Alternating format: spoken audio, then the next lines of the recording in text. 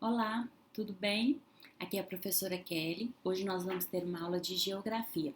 E na aula de hoje vamos falar um pouquinho sobre o solo. Compreender o conceito, né, o que é solo, como ele é formado, qual a sua origem, quais são as estruturas que compõem, né, os diferentes tipos de solo que a gente pode encontrar em vários lugares do mundo, tá? Nós vamos ver que o solo ele é a camada superficial da crosta terrestre. Então é composto basicamente por minerais provenientes aí da degradação das rochas e do material orgânico de origem vegetal e animal. Então, toda essa parte mais superior, né, onde nascem as plantas, né, onde a gente pisa, então isso é o que nós chamamos de solo. Bom, então vamos lá, vamos compreender agora como é que acontece esse processo de formação do solo. Lembrando, gente, que o solo ele não nasce do dia para a noite, né? São várias etapas, tem várias situações que ocorrem durante milhares e milhares de anos para que a gente chegue a ter os diferentes tipos de solo que a gente tem hoje. Bom, então vamos lá. É importante a gente saber que todo o processo de formação do solo começa com a desagregação e a decomposição das rochas. Então, nós vamos pensar numa grande rocha, né, numa pedra, e que com o tempo ela vai quebrando, ela vai desmanchando ali. E quando a gente fala decomposição, é justamente no sentido de apodrecer mesmo, né? Essa rocha ela vai sofrendo ali vários processos e ela vai desmanchando, ela vai apodrecendo, tá? Bom, em contato com a atmosfera, essas rochas ela tem toda a sua composição química e as suas características alteradas. Então, quando a rocha ela fica ali exposta, né, em contato com o ar, com o vento, e nós vamos ver com várias outras coisas, como a água, né, tudo isso contribui para que ela vá sofrendo essas mudanças. Então, o calor, a água da chuva, os ventos e outros fatores ambientais também interferem aí, né, nesse processo. Então, podemos dizer que, em outras palavras, né, que as rochas sofrem intemperismos físicos e químicos. Então, sempre que eu falar de intemperismos, né, físico ou químicos, eu estou falando de coisas externas que afetam aquela rocha, aquela pedra, né, e que com isso ela vai sendo modificada. Essa ação dos intemperismos, ela vai reduzir essas rochas em pequenos fragmentos, né? Elas vão sendo ali como se fossem quebradas e vão formando no solo um material solto, né? E que pode servir de habitat para micro-organismos, para plantas e pequenos animais. Então, aí, esses seres vivos, na medida que eles completam o seu tempo de vida, né, o seu ciclo de vida, e depois eles morrem, eles vão se decompondo ali também no solo e vão dando origem ao humus. O humus nada mais é do que uma camada de matéria orgânica do solo. Então, tudo aquilo que um dia já teve vida e morre e fica ali depositado no solo, vai formando essa camada orgânica que é chamada de humus. Nós vamos ver também que essa ação, né, de uma série de processos químicos, físicos e biológicos começa a dar forma ao solo. E organiza, né, numa sequência de camadas os diferentes aspectos da composição. Então, é comum que você veja numa rocha, né, numa pedra, ou no solo, na terra mesmo, propriamente dito, diferentes camadas. A gente vai estar falando um pouco mais aprofundado sobre isso mais adiante, tá? Que são chamados, essas camadas são chamadas de horizontes do solo. Mas mais adiante a gente vai compreender melhor, eu vou explicar para vocês, tá bom? Então, nós vamos ver que existem 4 tipos de horizonte. Então, um solo que é bem desenvolvido pode ter até 4, mas ele pode ter só um, pode ter 3. Então, isso aí vai variar, certo? Bom, então nós vamos ver aqui quais são os fatores que determinam a formação do solo. Então, quais são esses intemperismos, né? Essas coisas de fora que afetam ali o solo. Primeiro, nós vamos destacar o clima, tá? Então, a umidade, a variação de temperatura interferem muito na intensidade e também na velocidade dos intemperismos das rochas, bem como na distribuição da matéria orgânica e mineral nos perfis dos solos. Então, em regiões, por exemplo, de clima quente e úmido, a ação do intemperismo ela é muito mais rápida, porque o calor ele acelera essas reações químicas, tá? E a umidade também, lugar onde chove muito, tem muita água, é um fator importante, porque a água acaba reagindo com os minerais, né, e alterando ali o solo também. Além do clima, nós vamos falar sobre o material de origem, né? Então, a origem dessa rocha, como é que ela surgiu? Lembra lá quando nós falamos das rochas magmáticas, metamórficas? Então, essa origem das rochas vai interferir nesse processo. Então, a primeira rocha que se forma, né? Vamos pegar ela ali na sua estrutura original, é chamada de rocha matriz.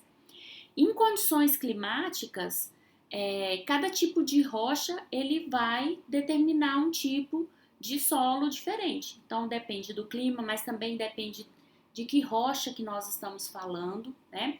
E os solos eles vão se formar, né? Eles vão ter ali aquela composição conforme a característica dessa rocha. Então, se a gente falar de um solo que é derivado, né, do arenito, da rocha chamada arenito, então são solos mais arenosos, quer dizer, tem uma quantidade maior de areia. Então, a gente vai estar vendo aí, né, que esse material de origem, ele também interfere no tipo de solo que é formado. O relevo também vai influenciar, tá? O formato desigual do relevo, porque a gente sabe que existem lugares planos, lugares cheios de montanha, né, depressões. Então, o formato desigual desse relevo, ele favorece a distribuição irregular da água e das chuvas, e também do calor e da luz. Então, essa diferença vai proporcionar acúmulo de água em alguns locais, né? E aí a gente vai ver onde ele tem contato com a água, vai ocorrer um tipo de solo. Quando tem menos contato com a água, né, tem outro tipo de solo. Então, é o seguinte, quando a gente fala de relevo, é só para que a gente compreenda que essa variação no formato, ele também vai interferir, né, no tipo de solo que vai surgir ali naquela região. Bom, um outro fator que a gente pode destacar é a presença de organismos vivos, tá? A decomposição de restos de animais, então, por exemplo, um animal que vivia ali naquela região, né? Quando ele cumpre o ciclo de vida, ele vem a morrer, ele fica ali no solo e entra em decomposição, quer dizer, aquele organismo vai desmanchando, isso acaba afetando também, né, algumas características do solo. Então, esses micro-organismos, essas bactérias, fungos e também algas, influenciam na quantidade de matéria orgânica no solo. Então, a presença de organismos vivos, que depois, né, morrem e entram em decomposição, interferem bastante aí nessa formação dos diferentes tipos de solo. O tempo cronológico também, né? E quando a gente fala de tempo cronológico, estamos falando do período de exposição do solo à atmosfera, né? Então, se aquela rocha, se aquele solo tem muito tempo que está exposto, né, à atmosfera, ao ar, ele vai ter algumas características. E aí a gente vê que existe os solos mais velhos, que em geral são solos mais profundos, né, que os solos mais novos. E só uma ilustração, por exemplo, vamos supor, teve uma erupção de um vulcão. Então, saiu ali a lava e essa lava escorreu, ela secou e formou uma rocha magmática, certo? Então, Quando isso acontece, é que ela vai começar a ter contato com o ar, com o sol, com a chuva.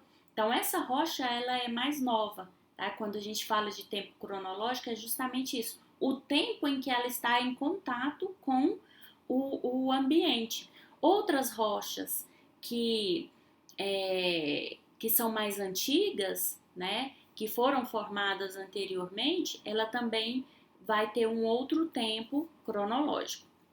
Então, os solos, eles desempenham aí um papel fundamental na sobrevivência dos diversos povos do planeta, né? Então, é um importante recurso natural que a gente precisa, né? Nós precisamos do solo para pisar, para plantar, para praticamente, né, tudo na nossa existência. Então, e ele pode ser explorado de diversas formas. E por isso que a gente precisa estar sempre atento que ele precisa sempre ser preservado. Eu trouxe aqui uma imagem para vocês. Nós vamos ver aqui, ó, um exemplo de rocha bruta.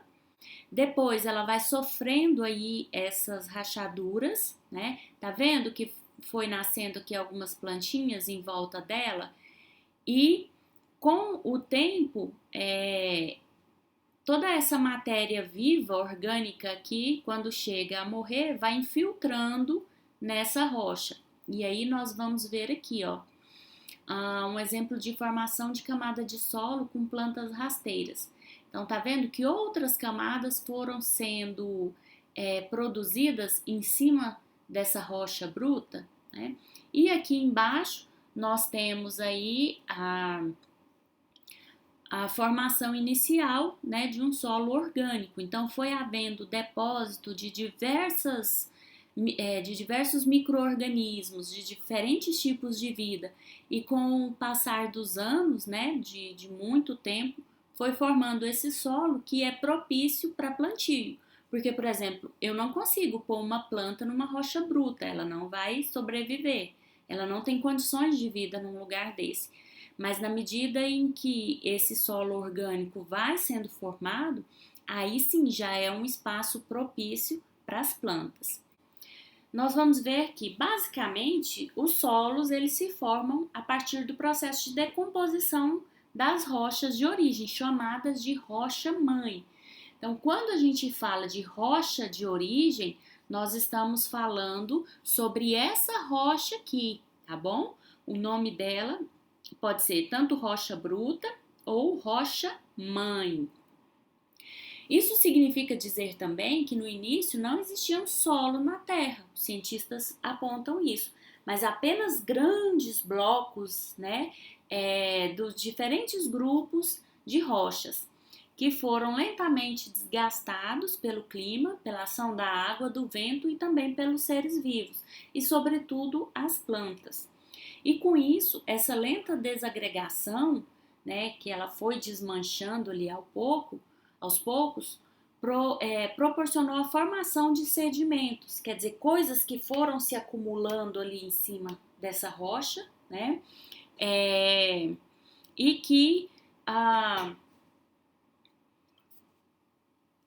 que proporcionou a formação, né, de aglomerados que compõem os solos. Então, esse processo de origem e de constituição do solo é chamado de pedogênese, certo?